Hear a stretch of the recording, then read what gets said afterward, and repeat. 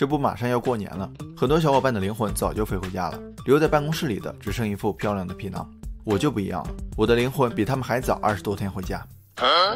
据我观察，每到长假期前后、小长假前后、周末前后，大家都有一种强烈的不想上班的冲动。人虽然在工位上，精神却始终在哲学领域探索我是谁，工作的意义在哪。而且这些时候还极易出现墨菲定律，领导临时加任务了，客户又让改方案了，要不是仅存的一点理智，我都恨不得当场撂挑子。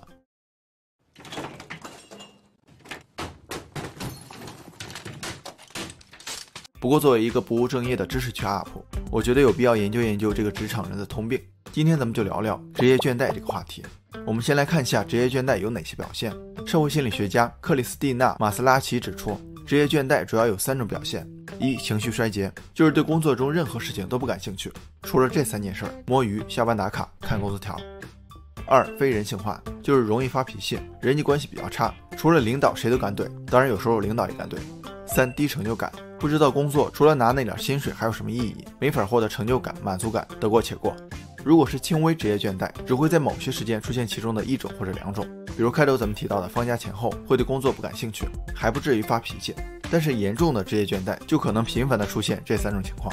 我是没发现有谁思想觉悟高到只喜欢上班，不管是职场新人还是中层以上的领导，特别是那些领导，你别看他们好像把工作放在第一位，事业心很重的样子，其实他们不想上班的冲动并不比下属轻。前一段时间DT财经做了一个职业倦怠大调查，其中 92.4% 的人都有过我不干了的想法。厌倦工作的原因排在前10位的是，对于职场新人来说，工作又多又没有意义，整天也不是统计数据就是守着打印机，再加上少得可怜的薪水，谁都会觉得打工没劲，对吧？当职场新人不想上班的时候，那些摸爬滚打了很久的老员工和领导也不想上班。虽然他们对工作内容有一定的掌控力，但他们的心病主要来源于他们领导的性格、工作时长和收入这3个方面。不难看出这些原因是有共性的。下面咱们就从心理学角度来看看职业倦怠的真相。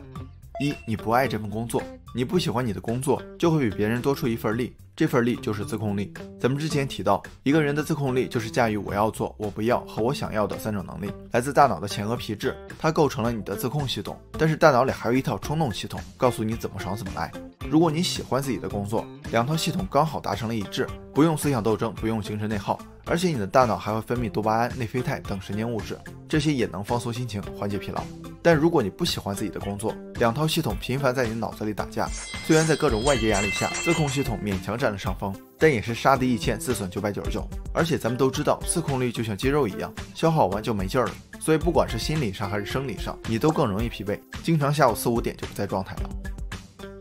2、缺乏掌控感。在心理学上有个自我决定理论，就是人们都喜欢做他们能控制的事情，如果这件事不是自己选的，又不得不做，就会破坏动机。举个例子，如果一个项目你来负责，虽然有挑战，但大家分工明确，齐心协力，这种情况下你可能会觉得累，但不会倦怠，因为你清楚这个项目的价值，你能把控整体的进度。多项心理学研究表明，有足够的掌控感就能一定程度的缓解压力，同时也能提高心理弹性和满意度。但如果你掌控不了自己的工作内容、工作时长、薪资待遇，也不知道未来会怎么样，这就不叫乘风破浪了，而是随波逐流。工作中各种琐事让自己没法专注，一天下来累死累活，感觉啥也没干，没有话语权，提的需求得不到解决，做的事情得不到反馈，简单重复，可有可无。这种工作建议不要徒增沉没成本。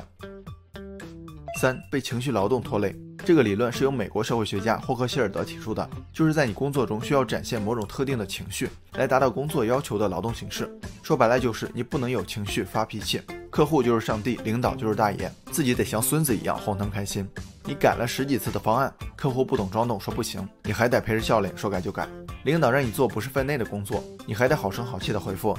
收到领导。更过分的是，你不光要假装开心，还要假装不开心。比如你的朋友给你发个搞笑段子，眼看就乌龟半走读，憋不住笑了，这时候领导过来了，你就得瞬间憋回去，立马严肃脸。社会学家格隆比把情绪分解成2个维度，一个是情绪感受，就是真实的心情，另外一个是情绪表达，就是表现出来的样子。这2种情绪差别越大，付出的情绪劳动就越大，也就越容易出现职业倦怠。怎样才能摆脱职业倦怠，让上班像上单，开会像开黑呢？1、客观分析，给自己缓冲期。DT 财经统计，超过60%的95后对新工作的蜜月期不会超过半年，新鲜感褪去之后，对工作的态度变成平稳甚至倦怠。这个时候你开始感觉薪水也就中等水平，工作也没挑战和激情，进步更是看不到，甚至怀疑自己是不是真正喜欢这份工作。怎么办呢？先不要冲动说走就走，而是给自己3到6个月的缓冲期，在缓冲期内详细观察你的工作内容、自己的需求和目标，然后客观分析二者的匹配度，根据缓冲期内工作的匹配度再做决定。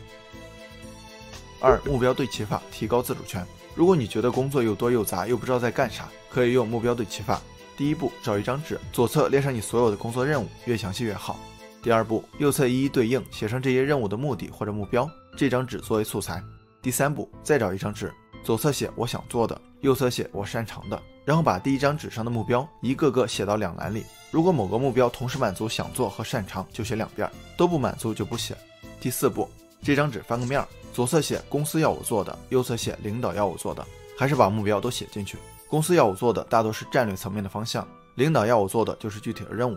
第5步，回到第一张纸，给这些目标打分，满足第2张纸几个标准就打几分，最高4分，一个都不满足就划掉，这样目标的重要程度就能按分值排个序，然后再倒推任务的重要程度，你就知道怎么分配自己的时间精力，怎么自主高效的工作了。